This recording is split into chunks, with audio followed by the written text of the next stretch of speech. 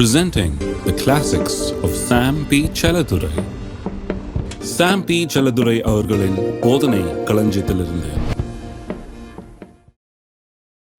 ஏன் வாலிப நாட்களில் சிருஷ்டிகரை நினைக்க வேண்டும் என்கிறதற்கு 6 காரணங்களை இன்றைக்கு உங்கள் மத்தியிலே நான் சொல்ல விரும்புகிறேன். நல்ல கவனிங்க, வயது பெரும் கவனிங்க, பரவாயில்ல. 1, ஏன் என்று சொன்னால், ஏன் சிருஷ்டிகரை வாலிபனா இருக்கும் போதே நினைக்கணும்னா, உங்களுக்கு கிடைக்கக்கூடிய எல்லா நன்மைகளும் இந்த வாழ்க்கையில கர்த்தரிடத்திலிருந்து தான் வருது. உங்களை சிருஷ்டித்த தேவனிடத்திலிருந்து தான் நீங்கள் எல்லாவற்றையும் பெறுகிறீர்கள். அதனாலதான் இப்பவே உங்களுடைய சிருஷ்டிகரை நீங்கள் நினைக்க வேண்டும் என்று வேதம் கூறுகிறது. 2வது, பொருளாதார வெற்றிக்கு, எல்லா விதமான வெற்றிக்கும் வழிவகுக்கிற யோசனைகளும் ஆலோசனைகளும் அங்கிருந்து தான் வருது. அதனாலதான் அவரை தான் நோக்கி பார்த்திருக்கணும். 3வது, நீங்கள் என்ன செய்ய வேண்டும் உங்களுடைய வாழ்க்கையில, நீங்கள் எதற்காக தெரிந்து கொள்ளப்பட்டிருக்கிறீர்கள், எதற்காக அழைக்கப்பட்டிருக்கிறீர்கள், வாழ்க்கையின் உங்களுடைய நோக்கம் என்ன, எதற்காக நீங்கள் உண்டாக்கப்பட்டிருக்கிறீர்கள் என்பது யார் முடிவு செய்வது? ஹலோ, கர்த்தர் முடிவு செய்கிறார். அடுத்தது திருப்போம். 4வது காரணம், ஏன் உங்களை சிருஷ்டிகரை நினைக்க வேண்டும்? உங்களுடைய அறிவு, உங்களுடைய ஆற்றல், கர்த்தர் உங்களுக்கு கொடுத்திருக்கிற தாளந்துகள், கிருபைகள் எல்லாம் எந்த இடத்துல தேவைப்படுகிறது, எங்கே அது உபயோகமாகும் என்பது கர்த்தர் அறிந்து வைத்திருக்கிறார், தெரிந்து வச்சிருக்கிறார். He knows where your gifts and skills and talents are needed most. நீங்க எங்க இருக்கணும், எந்த இடத்துல தேவைப்படுகிறது என்பதை அவர் அறிந்திருக்கிறார். உங்களுடைய தாளந்துகள், கிருபைகள், ஆற்றல்கள் எங்கே பிரயோஜனப்படும் என்று கர்த்தர் அறிந்து கொள்கிறார். ஒரு உதாரணம் சொல்றேன். அப்போஸ்தலர்கள் 8:29 சொல்லப்பட்டிருக்கிறது. கர்த்தர் பிலிப்புக்கு சொன்னாராம். பிலிப்பு ஒரு இடத்துல பிரசங்கம் பண்ணிட்டு இருந்தார் பாருங்க. பெரிய ஒரு இவாஞ்சலிஸ்டிக் கேம்பெயின், ஊர் முழுக்க கூடிடுச்சு ஜனம், ஆயிரக்கணக்கான மக்கள் கூடியிருப்பாங்கன்னு நினைக்கிறேன். இவர் சாதாரண ஒரு ஆள், பந்தி பரிமாறிட்டு இருந்த ஒரு எருசலேம்ல திடீர்னு பார்த்தா பிரசங்கியார் ஆயிட்டாரு. ஒரு இவாஞ்சலிஸ்டா கர்த்தர் நடத்துறாரு. இவரை எங்கேயோ போய் ஒரு இடத்துல சும்மா போய் ஆண்டவர் பற்றி சொல்லலான்னு போன இடத்துல பேய் ஓடுது, அற்புதங்கள் நடக்குது, பெரிய பெரிய காரியங்கள் நடக்குது, ஏராளமான ஆயிரக்கணக்கான மக்கள் கூடிடுறாங்க. இவருக்கே என்ன பண்றதுன்னு புரியல நினைக்கிறேன். கடகடன் யோவானையும் பேதுரையும் கொஞ்சம் வர சொல்லி, வாங்க கொஞ்சம் பாருங்க என்ன நடக்குதுன்னு அவர் சொல்லி அனுப்புறாரு. ஏன்னா இவர் சும்மா பந்தி பரிமாறிட்டு இருந்தாலும் திடீர்னு கர்த்தர் எடுத்து இவரை கொஞ்சம் வேற திசையில் அப்படியே நடத்த ஆரம்பிக்கிறார். ஏன்னா கர்த்தருடைய நோக்கம் அது, படிப்படியா கொண்டு போறார். பந்தி பரிமாறி வச்சதும் கர்த்தர், அதுக்கு செலக்ஷன்ல இவர் ஆனதும் கர்த்தரால தான். இங்க இப்ப நடத்துறதும் கர்த்தர் தான். சமாரியால அவ்வளவு பெரிய வேலை செஞ்சுட்டு இருக்கும்போது கர்த்தர் சொல்றாரு, இப்போ உனக்கு வேற ஒரு வேலை வச்சிருக்கேன், நீ போய் அந்த ரதத்துல ஒருத்தன் போயிட்டு இருக்கான், அவனோட நீ போய் சேர்ந்து கொள் அப்படின்றாரு. சேர்ந்து கொள்னா அற்புதமான டிரான்ஸ்போர்ட்டேஷன், ஃப்ளைட்டை விட பயங்கரம் இது. திடீர்னு பார்த்தா அங்க இருக்கிற ஆளு அங்க போய் அந்த ரதத்துல அங்க போய் சேர்ந்து கொண்டு அந்த எத்தியோப்பிய மந்திரிக்கு அவன் சுவிசேஷத்தை சொல்லுகிறான். அதன் மூலமா தான் ஆப்பிரிக்கா கண்டத்துக்கே சுவிசேஷம் போனது. பாருங்க, பிலிப்பை கர்த்தர் எதுக்காக தேர்ந்தெடுத்திருக்கிறார் பாருங்க. அவனுக்குள்ள இருக்கிற காரியங்கள் எங்க பயன்பட போகிறது என்பது கர்த்தருக்கு தெரியும். ஆகவே கர்த்தர் அவனை அங்க அனுப்புகிறார். பிலிப்புக்கு 10 நாளைக்கு முன்னாலே கர்த்தர் சொல்லுற, நீ அங்க போ, அங்க இரு, அப்புறம் உன்னை நான் அங்க அனுப்புறேன்னு கிடையாது. எல்லா நேரத்திலும் அப்படி கிடையாது. சில நேரத்தில் ஒருவேளை அப்படி ஆகலாம், ரொம்ப அட்வான்ஸாகவே கர்த்தர் சொல்லி வைக்கலாம். ஆனால் அவன் போய்கிட்டே இருக்கான், செய்து கொண்டே இருக்கிறான், கர்த்தருடைய சித்தத்தை நிறைவேற்றி கொண்டே இருக்கிறான், கர்த்தருடைய நோக்கத்தை ஒரு படிப்படியா பின்பற்றி கொண்டே இருக்கிறான். கர்த்தர் சொல்றாரு, ஆல் ரைட், கிளம்பு, அங்க போய் அந்த ரதத்தோட சேர்ந்து கொள்ளுன்னு சொல்றாரு. போனாங்க பெரிய மந்திரி கிட்ட என்ன பண்ணாலும் ஒரு இன்டர்வியூ கிடைக்காது. அப்பேற்பட்ட மந்திரி கிட்ட போனோம்னா அவர் ரெடியா உட்காந்துருக்காரு, வாப்பா உட்காருன்னு சொல்லி இந்த வசனத்தை வாசிச்சுட்டு இருந்தேன், என்னன்னு விளங்கல, கொஞ்சம் விளக்கி சொல்லணும்னு அந்த வசனத்தை வச்சே இயேசுவை குறித்து அவனுக்கு பிரசங்கம் பண்றான். அவன் பிரசங்கம் பண்ணது எவ்வளவு எஃபெக்டிவ் பாருங்க. கடகடன் அந்த மந்திரி சொல்றாரு, சரி பிரசங்கம் பண்ணது இருக்கட்டும், ஞானஸ்நானம் எடுக்கணும் இல்லையா, நான் தண்ணி இங்க இருக்குது, வேற ஏதாவது தடை இருக்குதா, நான் இப்போ எடுத்துக்கலாமான்னு கேட்கிறாரு மந்திரி. கடகடன் ஞானஸ்நானத்தை பண்ணி விட்டு ஆப்பிரிக்காக்குள்ள ஒரு ஆளை அனுப்புறான். அங்க போய் ஆப்பிரிக்கா முழுவதும் சுவிசேஷம் பரம்புகிறது. இருக்கீங்களா? அதுதான் கர்த்தருடைய அற்புதமான நடத்துதல். இதனால்தான் கர்த்தரோட கனெக்டடா இருக்கணும். பிலிப் அங்கேயும் இங்கேயும் எல்லாத்தையும் கேட்டுட்டு வரல, என்ன பண்ணணும்னு. கர்த்தர் சொன்னது செய்து கொண்டே இருக்கும்போது கர்த்தர் அடுத்த படிக்கு நடத்துறாரு. இவனுடைய ஆற்றல், இவனுடைய திறமைகள், இவனுக்கு கர்த்தர் கொடுத்திருக்கிற கிருபைகள் எங்கே அது பயன்பட வேண்டும் என்று கர்த்தருக்கு தெரியும். அங்கே அவன் அனுப்புகிறார். 5வது, you must remember your creator in the days of your youth, because it is God who chooses the geographical location where you will flourish and prosper. நீங்கள் எந்த இடத்திலே தழைத்து பெருகி ஆசீர்வாதமாய் இருக்க முடியும் என்பதை கர்த்தர் தேர்ந்தெடுக்கிறார், அந்த இடத்திற்கு உங்களை அனுப்புகிறார். அப்போஸ்தலர்கள் 13ஆம் அதிகாரம் 2-4 வசனங்களை நாம் வாசிக்கிறோம். அங்கே அப்போஸ்தலனாகிய பவுலும் பார்னபாவும் எப்படி ஊழியத்துக்காக பிரித்தெடுக்கப்படுகிறார்கள் சொல்லப்படுகிறது. ஏற்கனவே ஊழியத்தில் இருக்காங்க, போதகர்களா இருக்கிறாங்க. ஒரு சபையில இருந்து கொண்டு அந்தியோகியா பட்டணத்தில் உள்ள ஒரு சபையில இருந்து அங்கே போதித்துக் கொண்டு அங்கே ஊழியம் செய்து கொண்டிருக்கிறார்கள்.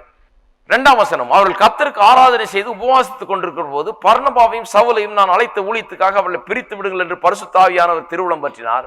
அப்பொழுது உபவாசித்து ஜெபம் பண்ணி அவர் மேல் கைகளை வைத்து அவர்கள் அனுப்பினார்கள். அப்படியே அவர்கள் பரிசுத்த ஆவியினால் அனுப்பப்பட்டு செலூக்கியா பட்டணம் வந்து கப்பல் ஏறி அங்கிருந்து சீப்புரு தீவுக்கு போனார்கள். அதன் பிறகு வாசித்தீங்கன்னா தேவ வசனத்தை அவர் பிரசங்கித்தார்னு அடுத்த வசனம் சொல்லுது ஜபாலயங்கள்ல. அதுக்கப்புறம் பார்த்தீங்கன்னா ஊர் ஊரா போகிறார்கள். கடைசியில பாக்குறீங்க உலகத்தை தலைகீழாக்கினவர்கள் இங்க வந்திருக்கிறார்கள் சொல்ல ஆரம்பிச்சிட்டாங்க. அந்த அளவுக்கு அவருடைய வாழ்க்கையில ஒரு பெரிய புரட்சிகரமான ஒரு ஊழியத்தை அவர்கள் செய்தார்கள். ஊழியம் பிரமாதமா நடக்குது, புரட்சிகரமான விதத்தில் ஊழியம் நடக்கிறது. ஏன்?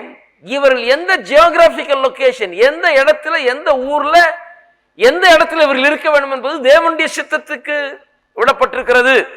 தேவன் தான் அதை அறிந்தவராக இருக்கிறார், அவர் தான் அதை தெரிந்தெடுக்கிறார். இருக்கீங்களா? நான் இங்கே இருக்க வேண்டும் என்பது தேவனுடைய சித்தம். இங்கே தான் நான் த்ரைவாக போறேன், இங்கே தான் ஃப்ளரிஷ் ஆக போறேன், இங்கே தான் ஆசீர்வாதம், இங்கே தான் எனக்கு கர்த்தர் வைத்த இடம். இதுதான் பாருங்க வாழ்க்கையின் வெற்றியின் ரகசியம். இதுதான். இதனால்தான் கர்த்தரோடு நாம் இணைக்கப்பட்டிருக்கிறோம். கர்த்தரோடு இணைக்கப்பட்டு கர்த்தரை தேடி கர்த்தரை நினைத்து வாலிப பிராயத்திலே கர்த்தரை நினைச்சா கரெக்டா எதுக்காக நாம் அழைக்கப்பட்டிருக்கிறோம் என்ற அந்த நோக்கத்துக்காக வாழ ஆரம்பிச்சுடுவோம். நம்முடைய அறிவு, ஆற்றல், தாளந்துகள்லாம் எங்க பயன்பட வேணும், எப்படி பயன்பட வேணும் என்று கர்த்தருக்கு தெரியும். அதன்படி நாம் பயன்பட ஆரம்பிக்கிறோம். இன்னும் அதுவும் இல்லாம எந்த இடத்துல, எந்த ஊர்ல எப்படி நாம் இருக்க வேண்டும் என்று கர்த்தருக்கு தெரியும். எங்க இருந்தா நாம் நம்மள ஆசீர்வாதமா இருப்போம் கர்த்தருக்கு தெரியும். அந்த இடத்துலயும் கர்த்தர் நம்ம வைக்கிறார். அதுவும் கரெக்டா அமைகிறது நமக்கு. இருக்கீங்களா? இதெல்லாம் கரெக்டா அமைஞ்சாதான் ஒரு வெற்றிகரமான வாழ்க்கை. கர்த்தர் ஒரு இடத்த வச்சிருக்காரு, ஒவ்வொருவருக்காகவும் ஒரு கிரவுண்ட் வச்சிருக்காரு. நீங்க அங்கதான் ஃப்ளரிஷ் ஆவீங்க. அந்த இடத்துல ஒரு விதையை போல நீங்கள் விதைக்கப்படுகிறீர்கள், அங்க பெருகுகிறீர்கள், அங்க வளருகிறீர்கள், அங்க தலைத்தோங்குகிறீர்கள், அங்க பெரிய மரம் மாதிரி வளர்ந்து அநேகருக்கு தஞ்சம் கொடுக்கிற ஆட்களாக மாறுகிறீர்கள். இதெல்லாம் பாருங்க கர்த்தரை அறிந்து கொள்வதில் வர்ற காரியங்கள். இதெல்லாம் கடைசி 6வது, எல்லா வாழ்க்கையின் உயர்வும் கர்த்தரிடத்திலிருந்து வருகிறபடினாலே வாலிப பிராயத்திலே கர்த்தரை நாம் நினைக்க வேண்டும். வாழ்க்கையில உயர்வு உயர்வு உயர்வுன்னு அலைஞ்சிட்டு இருக்காங்க பாருங்க. உயர்வு தேடுறாங்க, நேருக்கு உயர்வு கிடைக்க மாட்டேங்குது. எல்லா உயர்வும் கர்த்தரிடத்திலிருந்து வருகிறது.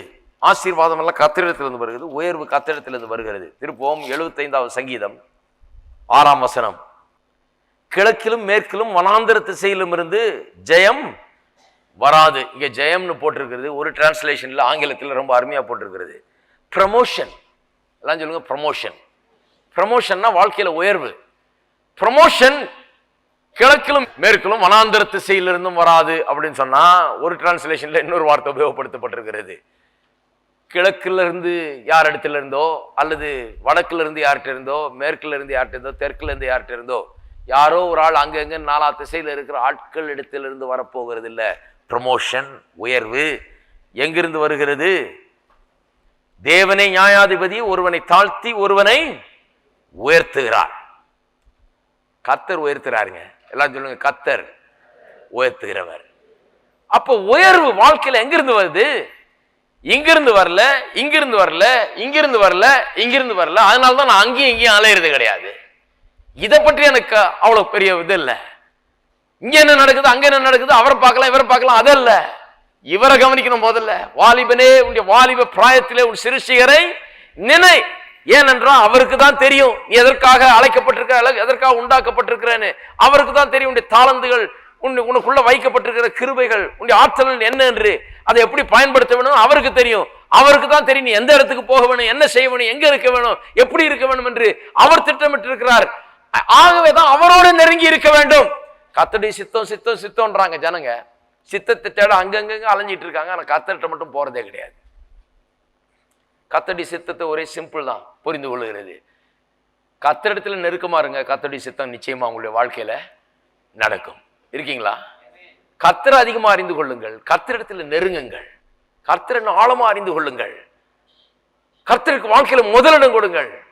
கர்த்தரிடத்தில் நெருங்கி விடுங்கள். கர்த்தருடைய சித்தம் நிச்சயமா உங்களுடைய வாழ்க்கையில நடக்கும். கர்த்தருடைய சித்தத்தை பற்றி கவலைப்பட்டுக்கிட்டே இருந்தா நடக்க போறது இல்லை. கர்த்தரை அறிந்து கொள்ளுங்கள். ஏன்னா கர்த்தருடைய சித்தம் தானே நடக்கணும். அப்ப அங்கே இங்கே அலைஞ்சு பிரயோஜனம் இல்லை. அவரை தெரிந்து கொள்றதுல தான் பிரயோஜனம் இருக்கிறது. அப்பொழுது அவருடைய சித்தம் நம்முடைய வாழ்க்கையில நிறைவேற முடியும். இதெல்லாம் நிறைவேறும் போது இப்படி கர்த்தருக்கு நம்முடைய வாழ்க்கையில இடம் கொடுத்து வாலிப பிராயத்திலே அவரை நினைக்கும் போது பெருக்கம் ஆரம்பித்து விடுகிறது. வாழ்க்கையில வாலிப பிராயத்திலே பெருக்கம் ஆரம்பித்து விடுகிறது. கவனிப்பீங்க, படிப்பே நல்லா இருக்கும். படிப்பே ஒரு பெரிய நோக்கத்தோடு இருக்கும். ஒரு லட்சியத்தோடு படிப்பீர்கள், நோக்கத்தோடு படிப்பீர்கள். நம்பிக்கை வளரும் உள்ளத்துல. இதெல்லாம் பாருங்க, பெருக ஆரம்பிக்கும். தைரியம் பெருகும், நம்பிக்கை பெருகும், விசுவாசம் பெருகும். பெரிய காரியங்களை எதிர்பார்க்க ஆரம்பிப்பீர்கள். சாதாரண ஒரு அற்ப எண்ணத்தோடு ஏதோ ஒண்ணு கிடைச்சா போதும் அப்படின்னு அல்ல, தேவனுடைய நோக்கங்களை எண்ண ஆரம்பிப்பீர்கள். பெரிய காரியங்களை விசுவாசிக்க ஆரம்பிப்பீர்கள். அற்புதங்கள் அதிசயங்களை விசுவாசிக்க ஆரம்பிப்பீர்கள். அப்ப வாழ்க்கையில பெருக்கம் ஏற்பட வாய்ப்பு உண்டு. படிப்படியாக பெருகி முதல்ல படிப்புல, அறிவுல, ஞானத்துல, விவேகத்துல, பிறகு வேலைக்கு போறப்ப அங்க ப்ரமோஷன் மேல ப்ரமோஷன். ஆண்டவர் எங்க கொண்டு போனாலும் உங்களை உயர்த்துகிறதுலயே அவர் இருக்கிறார். அவரிடத்துல நெருங்கி விடுங்கள், அவரிடத்துல ஐக்கியமாயிருங்கள். அப்போ உயர்வு படிப்படியா உண்டாகிறது. இப்படிதான் வாழ்க்கையில் ஆசீர்வாதம். இப்படிதான் ஆண்டவர் என்ன பண்ணுகிறார், இப்படியே பண்ணி 1000 மடங்கு கொண்டு போக விரும்புகிறார். இருக்கீங்களா? அதனாலதான் சொல்றாரு, கொஞ்சம் சீக்கிரம் ஆரம்பிப்போப்பா, வரும்போதே 70 வயசுல வராத, டைம் கொஞ்சம் தான் இருக்குது, அதனால கொஞ்சம் சீக்கிரமா வாங்குற. யங்கா இருக்கும் போது ஆரம்பிச்சிடலாம், அப்பதான் ரொம்ப வசதி. நீ 70-80க்கு வர்றப்ப எங்க இருப்பேன்னு பாரு அப்படிங்கிறாரு. அருமையானவர்களே, நாம் எங்க இருக்கிறோம், இப்போ எந்த நிலையில இருக்கிறோம் என்பதை சிந்தித்து பார்க்க வேண்டும். கர்த்தருக்கு நம்ம அர்ப்பணித்து இருக்கிறோமா?